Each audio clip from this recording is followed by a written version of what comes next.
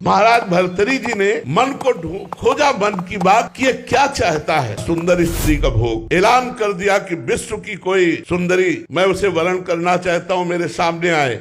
तो बहुत से जो अपनी सुंदरता का अभिमान रखती थी सुंदरियां एकत्र, क्योंकि चक्रवर्ती सम्राट महाराज भर्तृहरि उनमें एक का नाम था पिंगला। भर्तृहरि जी के चित्त को लुभायमान कर लिया। भर्तृहरि जी ने उसके साथ पाणी ग्रहण किया। उन्होंने कहा राजपाट हमारा छोटा भाई विक्रमादित्य संभालेगा। अब मैं देखता हूँ इस काम में सुख कितना है। जिस काम के लिए मेरा मन लालायित हुआ, पहले मैं सुख से तृप्ति प्राप्त करूंगा। अब राजमहल केवल समय से भोजन पहुंच जाएगा, कोई भी राजकाज सब विक्रमादित्य के ऊपर, और आप केवल भोग निर्णय करने के लिए। बहुत वर्ष व्यतीत होते गए, लेकिन समय नहीं पता चला। पिंगला एक दिन अपने महल के पार्श्व की तरफ देखा तो एक हष्ट पुष्ट जवान घोड़ों की रखवाली करवा रहा था। कोई मालिश कर रहा है, कोई कुछ कर, उसे अश्वपाल कहते हैं। देखा और जम गया। पिंगला ने दासी को भेजा, अश्वपाल से कौन मिलना चाहती। अब महाराज जब शयन में होते तब अश्वपाल से मिलना शुरू हुआ। अब आप बहुत ध्यान से सुनना। एक गरीब ब्राह्मण तपस्या कर रहा था देवराज इंद्र के लिए कि वो प्रसन्न और मुझे धन दे। देवराज इंद्र प्रकट हुए और एक फल दिया, बोले अमर फल, इसे खाने से अमर हो जाता है। बस अंतर ध्यान हो गए। उनका मेरी बात भी नहीं सुनी। मुझ गरीब को अमर होके क्या करना है, मुझे तो धन चाहिए था। ये अमर फल मैं महाराज भर्तृहरि को दे देता हूँ, और भर्तृहरि धर्मात्मा राजा है, वो अमर रहेंगे तो हमारी प्रजा सुखी रहेगी। महाराज की जय हो। कहो विप्रवर कैसे आगमन हुआ। महाराज मैंने तपस्या कर मुझे देवराज इंद्र ने एक अमर फल दिया, इसे खाने से अमर हो जाया जाता है। आज्ञा करी, जितना खजाने से धन चाहिए इनको दे दीजिए। अमर फल लिया, सोचा मेरी आसक्ति पिंगला पे है, मैं अमर होकर क्या करूंगा। अगर पिंगला अमर रहेगी तो मैं सुखी रहूंगा। पिंगला को बुलाया और कहा ये हमारे देश के